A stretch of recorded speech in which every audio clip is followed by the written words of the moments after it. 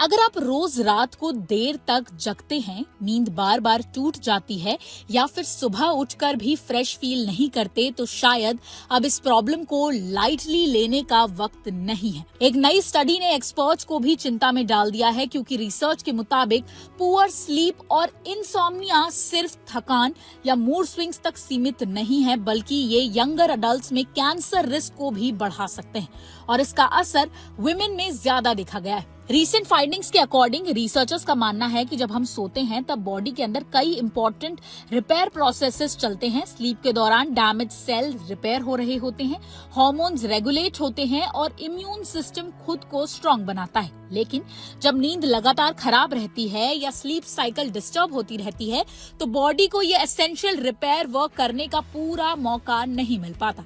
Experts कहते हैं कि क्रॉनिक स्लीप डेप्रिवेशन बॉडी में इन्फ्लेमेशन को बढ़ा सकती है।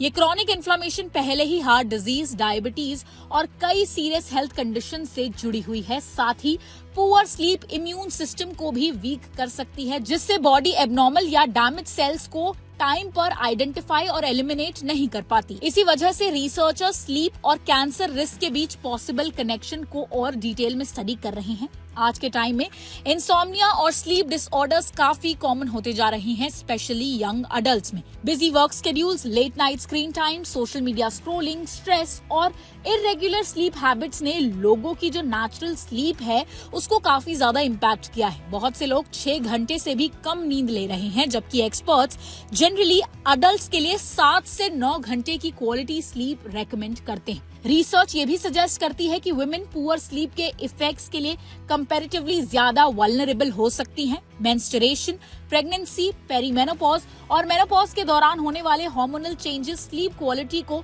डायरेक्टली अफेक्ट कर सकते हैं। इसके अलावा स्टडीज में ये भी देखा गया है कि वुमेन में इंसोम्निया और स्लीप रिलेटेड डिसऑर्डर्स के केसेस मेन के मुकाबले जो हैं वो ज्यादा रिपोर्ट होते हैं। इसी वजह से पुअर स्लीप का जो इम्पैक्ट है उनकी ओवरऑल हेल्थ पर भी उतना ही ज्यादा नजर आ सकता है। हालांकि रिसर्चर्स ये नहीं कह रहे हैं कि इंसोम्निया डायरेक्टली कैंसर का कॉज है, लेकिन उन्होंने स्लीप हेल्थ और कैंसर रिस्क के बीच एक स्ट्रॉन्ग एसोसिएशन जरूर ऑब्जर्व किया है। एक्सपर्ट्स का मानना है कि हेल्दी लाइफस्टाइल सिर्फ बैलेंस डाइट और एक्सरसाइज तक लिमिटेड नहीं होना चाहिए। क्वालिटी स्लीप को भी हेल्थ के लिए इक्वली इम्पोर्टेंट पिलर के रूप में देखा जाना चाहिए। सिंपल वर्ड्स में कहें तो अगर आप अपनी हेल्थ को लॉन्ग टर्म में प्रोटेक्ट करना चाहते हैं तो अच्छी नींद को प्रायोरिटी देना बेहद जरूरी है।